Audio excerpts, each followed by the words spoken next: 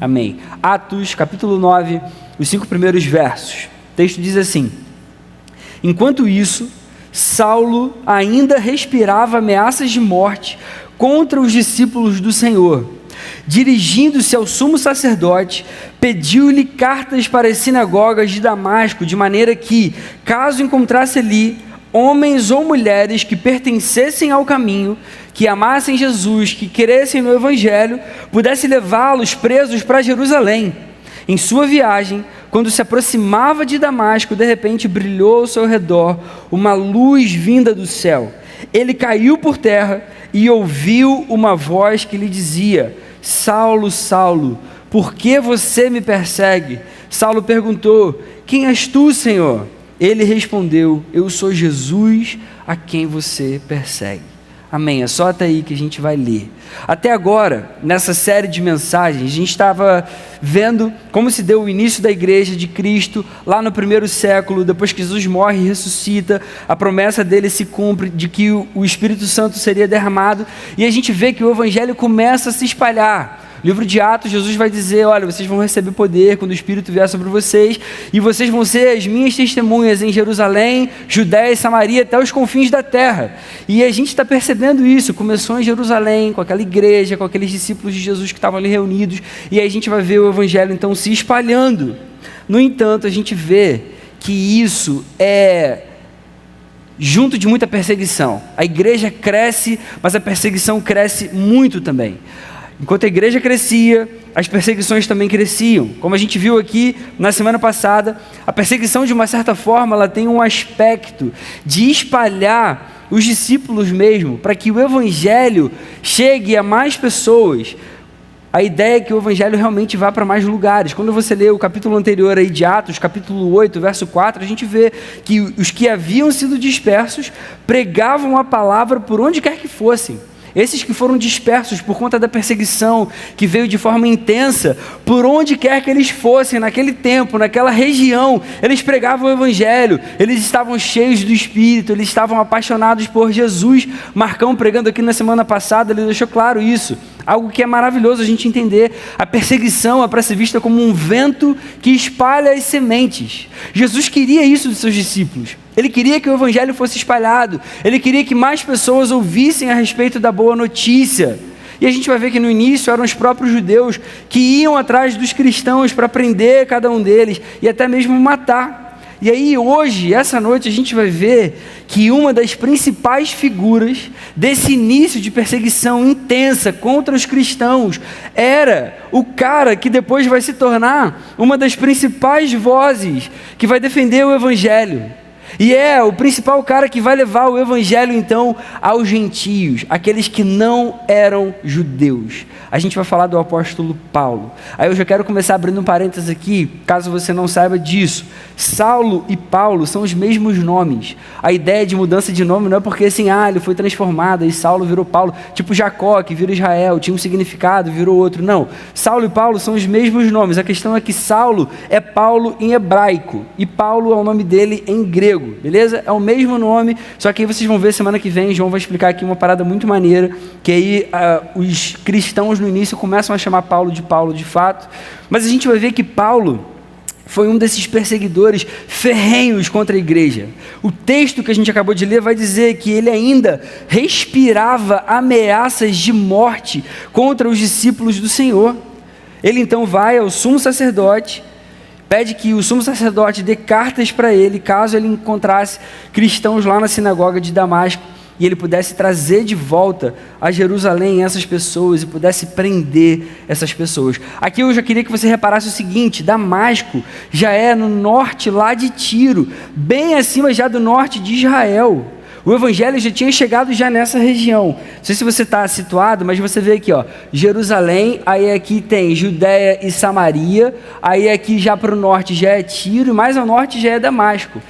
O Evangelho já está subindo, o Evangelho já está se espalhando para mais pessoas. A gente vê que o Evangelho de fato é vivo. Ele está chegando a várias pessoas, a várias localizações ali naquela época. Já está começando a sair de Samaria. E aí cada vez mais a gente vê judeus se convertendo então ao cristianismo. Nesse tempo a gente ainda não vê muitos gentios ainda convertidos. A gente vai ver que esse movimento do evangelho chegando fortemente aos gentios começa com o apóstolo Paulo. Mas cada vez mais a gente começa a ver que agora judeus se convertendo, reconhecendo que Jesus era o Messias esperado de fato, reconhecendo que Jesus era o caminho, que o Espírito Santo tinha sido enviado de fato por Deus. Só que até então o grupo majoritário de pessoas se convertendo eram os judeus. E aí, cara, a gente vai perceber isso. Paulo, então, ele vai ter um encontro com Jesus. Ele vai se tornar o principal enviado aos gentios. Você vai ver depois nas cartas que ele escreve que ele mesmo se declara assim. Aqui a gente vai ver então o início dessa jornada, desse homem que foi completamente transformado por Jesus. Aqui ele está indo ainda para Damasco, ele quer destruir essa seita de seguidores de um tal de Jesus, ele ainda respira aqui ameaças de morte a esses seguidores, a esses discípulos de Cristo. Mas ele não contava que ele teria um encontro com o próprio Jesus no meio do caminho. Ele não fazia ideia disso. E o que acontece é que quando a gente encontra Jesus, tudo muda. Quando a gente tem um encontro real e verdadeiro com Jesus, que é Deus, que é o nosso Senhor, o nosso Salvador, tudo muda. E não tem como a gente ler o livro de Atos, não tem como a gente estudar o livro de Atos e não falar da vida desse homem que foi tão usado por Deus para abençoar até mesmo a nossa vida hoje aqui. Esse episódio da conversão de Paulo vai ensinar para a gente, em primeiro lugar, que o chamado de Deus é irresistível. A primeira coisa que eu vou querer destacar aqui nesse trecho que a gente leu aqui essa noite, o chamado de Deus é irresistível. Nós que somos cristãos, que seguimos a teologia reformada aqui na Igreja Oceânica, cremos assim, que quando Deus se revela a cada um de nós, quando Ele mostra a sua doce graça, a gente entende que é impossível a gente dizer não. Não tem como, a gente que é inimigo de Deus, a gente que nasce pecador, tem um coração mau, quando a gente reconhece o Senhor, quando a gente olha para tamanha beleza, como que a gente vai olhar e vai dizer assim, eu não sei se é isso que eu quero. Para a gente, o chamado de Deus é irresistível. E aqui, na experiência de Paulo, a gente vê isso também. Você repara, no relato pelo menos que a gente lê, que não existe nenhuma negativa da parte de Paulo. Ele simplesmente vê Jesus e faz então a partir desse momento tudo o que Jesus pede, já nesse primeiro instante.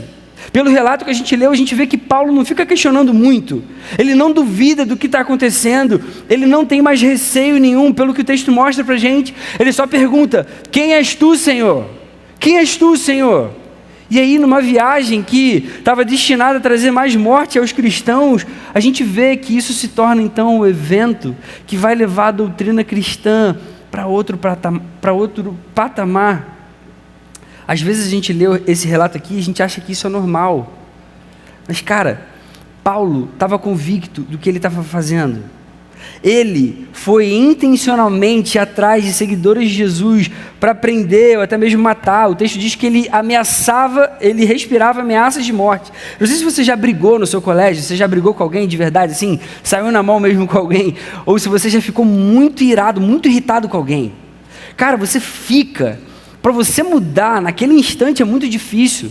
Pelo que o texto fala, o termo que o texto usa, ele respirava ameaça de morte. Ele devia estar assim, irmão, eu vou atrás desses caras. Eu vou atrás desses caras que estão seguindo Jesus, que estão fazendo aqui uma arruaça aqui no nosso meio. E cara, no meio do caminho, ele tem um encontro que muda ele completamente. Ele pede autorização ao sumo sacerdote para fazer isso, para ir atrás de crente, para perseguir, para prender, até mesmo matar. E aí de repente algo acontece que muda tudo completamente. Olha o tamanho do que está acontecendo aqui, isso aqui é bizarro. Jesus simplesmente se mostra para ele e faz uma pergunta, por que você me persegue? E aí o texto vai dar a entender que isso chocou tanto Paulo, que ele não teve dúvidas sobre o senhorio de quem estava falando com ele. E ele pergunta, quem és tu, Senhor? No mesmo instante, ele reconhece que quem estava falando com ele era alguém com poder tamanho. As convicções dele mudam do nada. Como que esse terror que ele tinha por crente, em determinado momento, simplesmente desaparece? Isso não é normal, isso não é simples.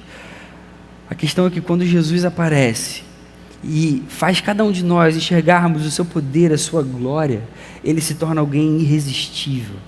Ele é alguém irresistível. Essa é uma das doutrinas do calvinismo que a gente crê aqui na Igreja Oceânica. A gente entende que a graça de Deus é irresistível. É impossível alguém que nasce pecador, que nasce inimigo de Deus, com uma natureza caída, com uma natureza depravada, de repente ter os olhos abertos para a beleza de Cristo, de repente entender o poder desse Deus, desse Senhor, de repente entender o seu amor e a sua graça, e pensar, deixa eu dar uma analisada para ver se é isso que eu quero para a minha vida, deixa eu pensar aqui, se é isso que eu quero para mim. É impossível, diante de Jesus, diante da manifestação viva do Espírito Santo sobre a nossa vida, é impossível não se dobrar, é impossível não reconhecer que Ele é de fato o Senhor, Ele é Deus, é impossível você desejar outra coisa para a sua vida. E aí a gente já vai para o segundo ponto que eu quero destacar aqui. A gente vê que os propósitos de Deus são, muitas vezes, paradoxalmente perfeitos. Perfeitos. Uma coisa que me deixa espantado nessa história é, por que Deus chama alguém como Paulo? Um cara que estava respirando ameaças de morte contra os eleitos de Deus. Meu irmão, a gente está falando de gente que Deus ama. Gente que Deus se importa, os eleitos de Deus, o povo de Deus, a igreja de Deus. Um cara estava a caminho de prender pessoas inocentes, apenas porque elas criam em Jesus. E aí Deus olha para esse cara e Deus chama esse cara. Deixa eu te fazer uma pergunta, você chamaria alguém que te odeia para te ajudar em alguma coisa? Meu irmão, você chamaria alguém que te odeia para fazer alguma coisa por você? Se você sabe que alguém te odeia, você não quer estar nem perto dessa pessoa. Pois Jesus chamou alguém que o odiava para se tornar o seu servo. E ele se tornou quem ele se tornou, e a gente sabe quem ele é. E quem ele se tornou para o reino. Que paradoxo. Que coisa impressionante. O cara que antes odiava crente, que queria prender e matar crente, vai aqui ter um encontro transformador com o Jesus que ele perseguia, e isso vai mudar completamente a sua vida.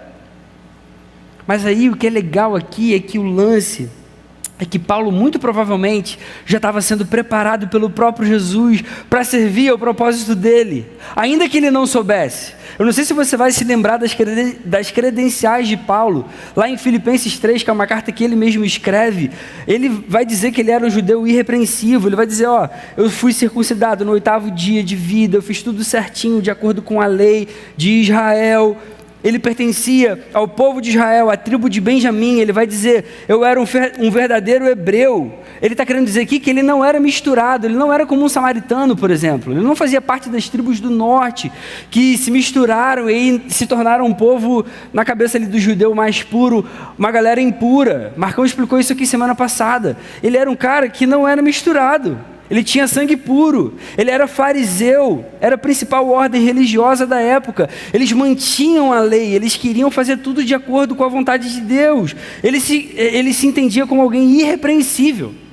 A carta aos Gálatas, que ele também escreve, ele diz que no judaísmo, ele superava a maioria dos judeus da idade dele. Ele era extremamente zeloso das tradições dos seus antepassados. Quando você lê Atos 22, se você continuar a sequência aí desse livro, você vai perceber que ele foi muito bem instruído no judaísmo, além dele ser um cidadão romano também.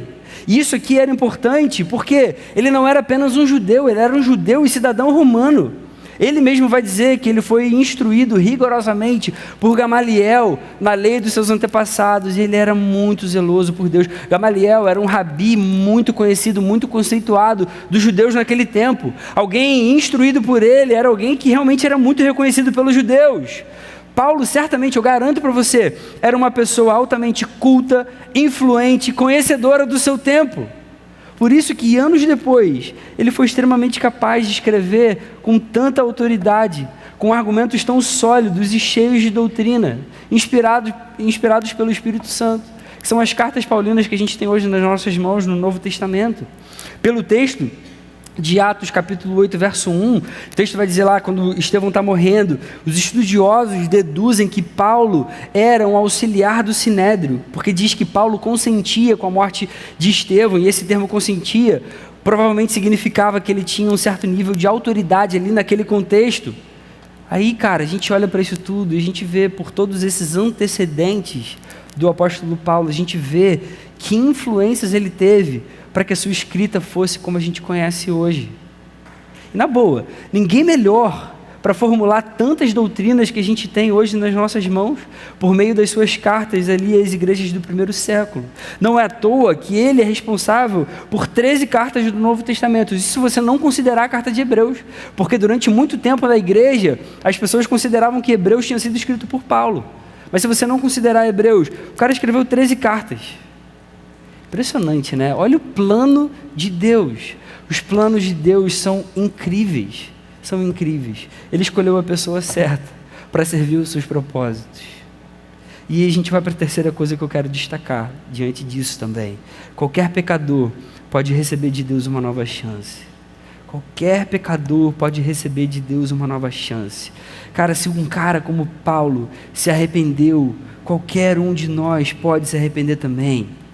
Ele tinha tudo para ser uma pessoa extremamente arrogante, extremamente odiosa, mas Jesus tem poder para transformar tudo, e qualquer pecador pode ter uma nova chance, desde que reconheça Jesus como Senhor e Salvador, e se arrependa dos seus pecados. Paulo reconheceu e se arrependeu completamente de tudo que ele foi antes de conhecer Cristo. Por isso ele vai escrever lá aos Filipenses 3, versos 7 e 8. Mas o que para mim era lucro, todas essas credenciais que eu acabei de falar aqui, eu passei a considerar como perda. O que é isso tudo que eu já fui considerado, que as pessoas achavam de mim, perto de Jesus? O que para mim era lucro, eu passei a considerar como perda por causa de Cristo. E mais do que isso, eu considero tudo como perda, comparado com a suprema grandeza do conhecimento de Cristo Jesus, meu Senhor, por quem perdi todas as coisas. Era o cara que estava perseguindo a igreja de Cristo, agora falando isso a respeito de Jesus. Jesus tem poder para transformar completamente a vida de qualquer um. Jesus tem poder para transformar completamente a vida de qualquer pessoa. Jesus pode encontrar os perdidos em qualquer situação. Ele se encontrou aqui com alguém que estava indo a caminho de matar o seu próprio povo. Isso mostra para a gente que não existe pecado tão grande que não possa encontrar perdão em Jesus. Até mesmo quando a gente está indo totalmente contrário a Ele, de uma forma direta, e aí a gente percebe que a palavra está certa quando ela diz que a gente é inimigo de Deus mesmo, desde que a gente nasce no estado de pecado, a gente nasce inimigo de Deus, não existe nada de bom dentro de nós, ninguém é bom. Por isso é que Jesus precisou ir para uma cruz, porque essa era a única forma de um pecador receber perdão de um Deus tão santo. Alguém precisava pagar o preço dos pecados do ser humano, para que o ser humano pudesse ter sua dívida paga diante de Deus. Ninguém é bom diante de Deus.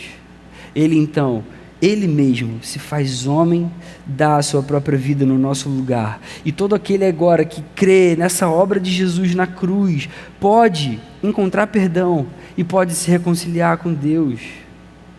Paulo achava que estava fazendo bem. Ele tinha certeza, convicção de que ele estava fazendo a coisa certa. Ele estava na cabeça dele perseguindo possíveis hereges. Quem são essas pessoas que estão agora querendo mudar a lei, querendo mudar aqui o Antigo Testamento, que na cabeça dele não era Antigo Testamento ainda. Para a gente é Antigo Testamento hoje, mas na cabeça dele, quem são essas pessoas que estão distorcendo as Escrituras? Mas ele queria exterminar os que tinham sido chamados pelo Deus Criador de todas as coisas. E Jesus então se revela a ele, mostra isso para ele, quanto ele era pecador, o quanto ele era dependente da sua graça. Qualquer um que tem um encontro com Jesus pode ser perdoado assim como foi Paulo. E a quarta coisa que eu vou destacar aqui nesse trecho é que Jesus, ele tem uma ligação impressionante com a sua igreja. Jesus tem uma ligação impressionante com a sua igreja. A gente percebe que atacar a igreja é atacar o próprio Jesus.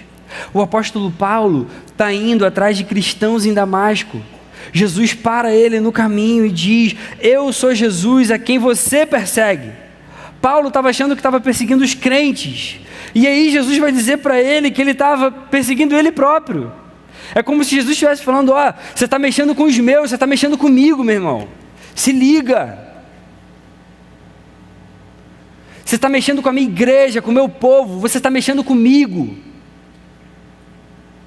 Esse é o amor que Ele tem por nós. E aí, diante disso, a gente precisa ver aqui duas coisas precisam ficar claras para a gente. A primeira: se você hoje é do Senhor, Ele cuida de você como se você fosse Ele próprio. Paulo estava indo perseguir crente. Jesus para ele no meio do caminho e fala: você está me perseguindo, você está mexendo comigo de verdade. Então, se você hoje está junto com o Senhor, se Jesus é o Senhor da sua vida, é o seu Deus, é o seu Salvador, cara, Ele cuida de você como se Ele estivesse cuidando de si próprio. Se você hoje faz parte do reino, você está diretamente guardado por Ele. Se alguém mexe com você, mexe diretamente com Ele. Isso é impressionante, né? Quando a gente lê a carta aos Efésios, Paulo vai ensinar para a gente que a luta que a gente tem no dia a dia não é contra os seres humanos, não é contra a carne e o sangue, mas é contra os poderes e autoridades, contra os dominadores desse mundo de trevas, contra as forças espirituais do mal nas regiões celestiais. A gente vê que as nossas lutas, a maioria delas são espirituais. Ao mesmo tempo, então, o inimigo das nossas almas enfrenta também uma barreira enorme do lado de cá, porque ao mesmo tempo ele não está enfrentando o Felipe, ele está enfrentando Jesus, porque minha vida está em Jesus. Ele não está enfrentando você, ele está enfrentando o próprio Jesus que habita agora em você. Isso é forte. Isso precisa trazer coragem e consolo para o nosso próprio coração. Mas tem uma segunda coisa que precisa ficar clara para a gente aqui, que se a gente também quiser ter uma comunhão mais próxima, mais profunda, mais intensa com Ele, não tem como a gente fazer isso longe da igreja. Porque Jesus ama a sua igreja e ama o seu povo. Por isso essa galera que fala que dá para ser crente sem pertencer a uma igreja local, não faz ideia do que está falando. É impossível você ser um crente verdadeiro em Jesus, usufruir de todos os benefícios que Jesus conquistou por você na cruz, sem você pertencer mesmo a uma igreja local. Não tem como ter um relacionamento saudável com Deus, pleno com Deus, sem ter um relacionamento saudável com a igreja. Por isso, esse ajuntamento aqui é importantíssimo. Por isso a gente se reúne semanalmente. Por isso a gente tem encontros nas células, nas casas, durante a semana. Porque a igreja precisa continuar se encontrando, precisa continuar se reunindo, precisa continuar sendo igreja, sendo o corpo de Jesus Cristo. É por meio da igreja local que nós nos conectamos com a igreja, com o I maiúsculo, a igreja de Cristo, a igreja triunfante, aquela que Jesus vai buscar no fim de tudo, para iniciar a eternidade. É assim que nós podemos ter certeza de que nós pertencemos de fato a Cristo, se nós hoje estamos numa igreja de verdade. Você não vai conseguir ser um crente pleno sem estar vivendo na comunhão da igreja local. E isso ocorre pelo simples fato de a igreja ser o corpo de Cristo. A palavra deixa isso muito claro para a gente. A igreja é o corpo de Cristo. Jesus morreu naquela cruz pela sua igreja. É na igreja que a gente consegue colocar em prática muitas coisas que Jesus quer de nós. Na igreja a gente consegue servir ao corpo, na igreja a gente consegue louvar e adorar como corpo, na igreja a gente pode chorar, a gente pode se alegrar com o outro, na igreja a gente consegue participar da comunhão com os irmãos, na igreja a gente pode ofertar. Se você não faz parte de uma igreja, para quem você vai ofertar? Na igreja a gente consegue se fortalecer e muitas outras coisas que só estando inserido nesse contexto a gente consegue fazer, a gente consegue realizar, para a glória de Deus, para que Ele se agrade da nossa vida.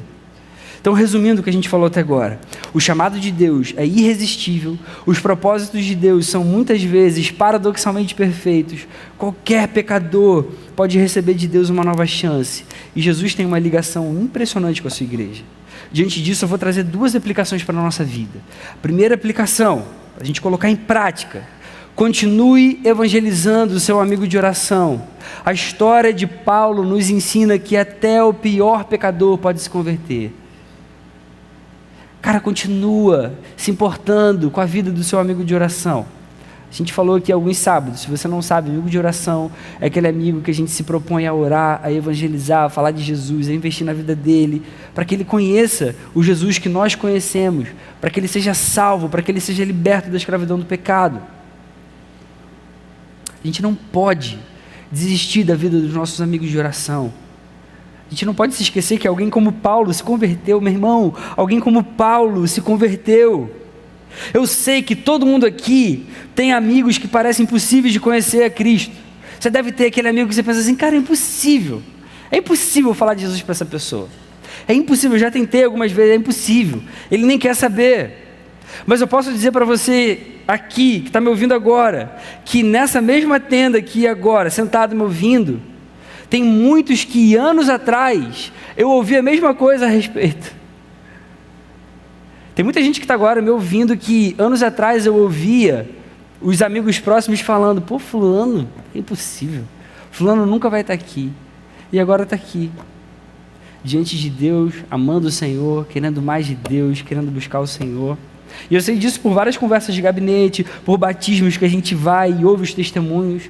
Todos os batismos, quase todos, a gente ouve testemunhos assim, cara, glória a Deus pela sua vida, poxa, que coisa maravilhosa, você é uma pessoa que eu nunca imaginei que ia estar se batizando e agora está aqui diante de Deus, entregando o coração completamente ao Senhor.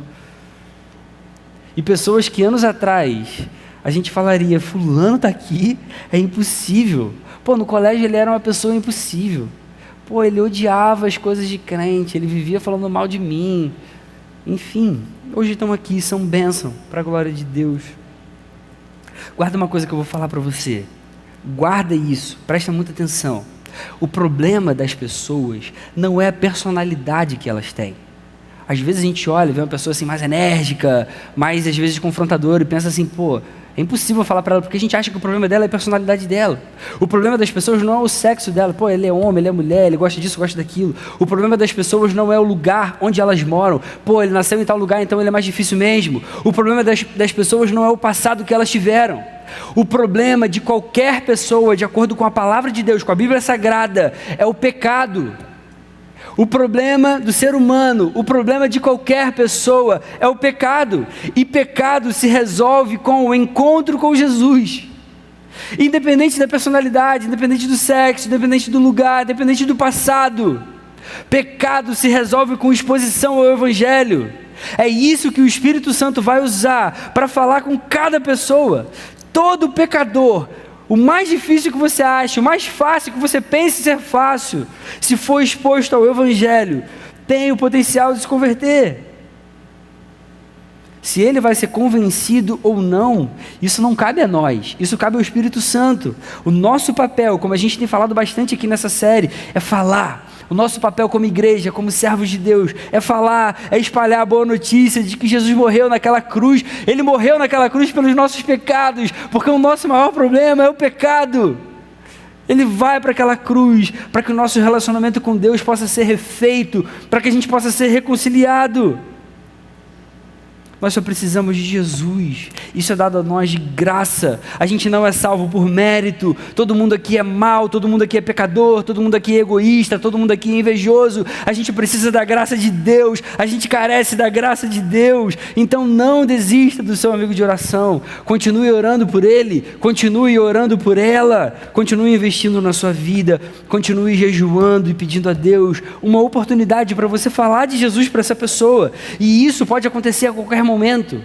Guarda isso no seu coração, não desista. Qualquer pecador pode encontrar perdão diante de Deus, uma vez que ele se reconheça como pecador.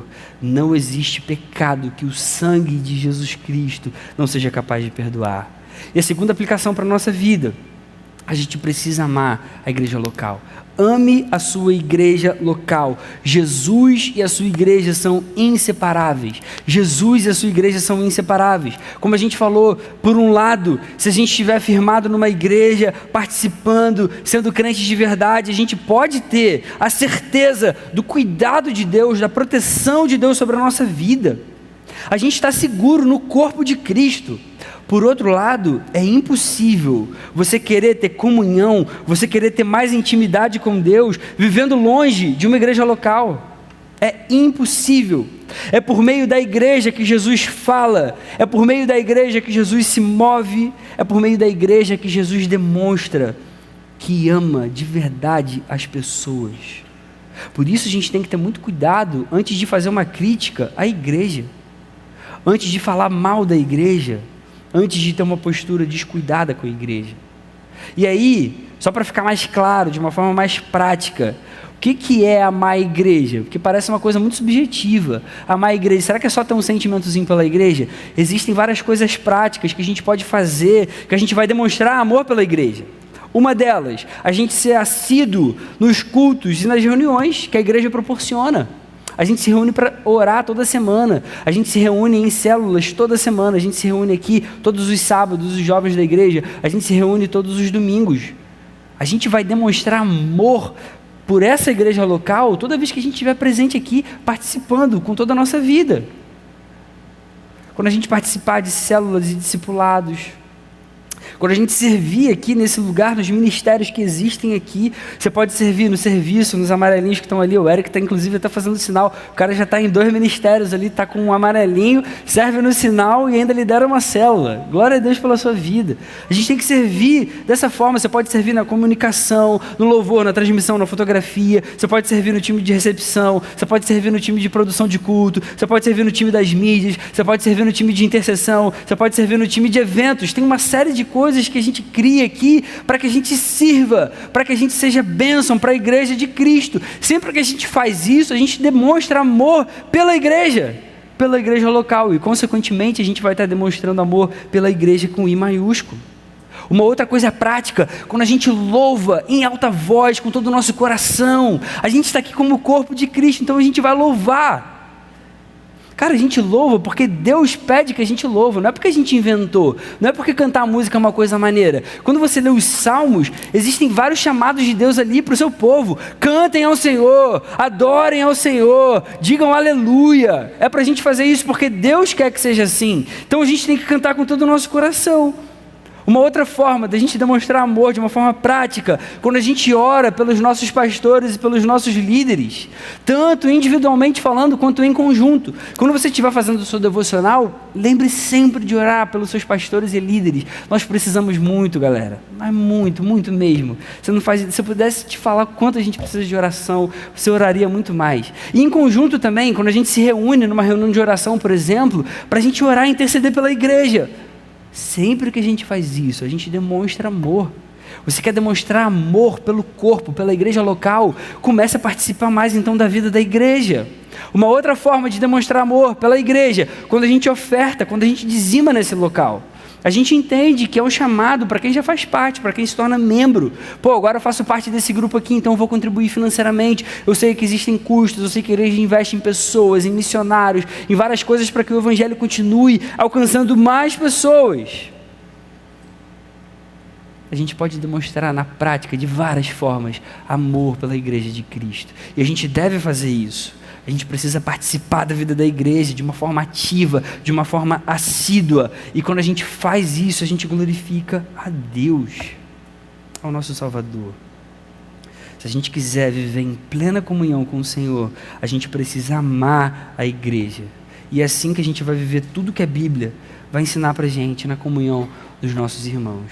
E aí eu quero concluir dizendo que, eu fico impressionado mesmo como a gente pode aprender tantas coisas com a conversão de uma única pessoa. A gente está falando da conversão de um homem. Quantas coisas impressionantes. E que consequências. Hoje a gente tem a palavra de Deus nas nossas mãos. Você já parou para pensar que Deus pode fazer tanta coisa assim, usando apenas a sua vida? Ou então, Deus pode fazer tantas coisas assim, usando a vida de uma única pessoa para quem você tenha pregado o evangelho? Você já pensou que bênção, que glória seria isso? A gente não pode subestimar de jeito nenhum o poder do evangelho. Apenas um homem foi usado por Deus dessa forma e impactou o seu tempo, ele impactou cidades, ele escreveu coisas eternas, ele abençoou gerações. Hoje a gente está aqui recebendo essa palavra, esse cara foi usado por Deus para isso. Ainda que ele tenha sofrido tanto por amor a Cristo depois com a sua própria vida, ele vai sofrer muita coisa que ele fez com muito crente. Mas o seu legado ficou. E a sua recompensa na eternidade é imensurável. E tudo isso aconteceu pelo poder transformador de Jesus na sua vida. Não é que Paulo tenha sido o cara. Paulo foi sinistro, Paulo é o cara. Ele mesmo sempre deixava claro que ele se considerava um escravo, um servo de Jesus. Numa carta ele vai dizer que ele se considera o pior dos pecadores, que foi encontrado pela graça. A questão é que a graça de Cristo tem todo o poder para transformar completamente qualquer vida. E qualquer vida, sendo impactada de verdade por essa graça, pelo Evangelho, pode realizar muita coisa assim para a glória de Deus. Isso é maravilhoso demais. E na eternidade vai vir a recompensa final, que todos nós ansiamos receber. Que a vida de Paulo possa inspirar a gente a viver tendo Cristo como sendo todo o nosso viver, e que morrer, caso aconteça por amor a Jesus, seja lucro para cada um de nós, e seja lucro de fato, porque é que a gente não tem a dimensão do que seja isso, que seja assim na nossa vida, amém? Obrigado, Senhor, pela Tua palavra, obrigado por tantas coisas maravilhosas que a gente pode aprender, que a gente pode trazer para a nossa vida e para o nosso coração, obrigado porque ela realmente traz um monte de expectativa, Senhor, quando a gente vê que o Teu poder atuando num ser humano pecador pode fazer tanta coisa e você recebe toda a glória. Senhor, que alegria a gente poder saber que o Teu reino funciona assim, Senhor. Não depende de nós, não depende da nossa capacidade. Se fosse assim, Senhor, não existiria igreja já há muito tempo. Muito obrigado porque é o Teu amor que sustenta, é a Tua graça que mantém, é o Teu Espírito Santo vivo, que age, que continua trazendo pecadores ao arrependimento, que continua sustentando a igreja que Você ama, Senhor. Continua falando aos nossos corações, trazendo a gente para cada vez mais perto, que a gente seja bênção nas Suas mãos, que a gente seja uma igreja que Te honra, que Te glorifica, uma igreja viva, que existe mesmo, Senhor, para a Sua glória. A gente pede assim, porque esse é o nosso desejo. Seja exaltado aqui no nosso meio, Senhor. Faz assim no nome de Jesus. Amém. Amém.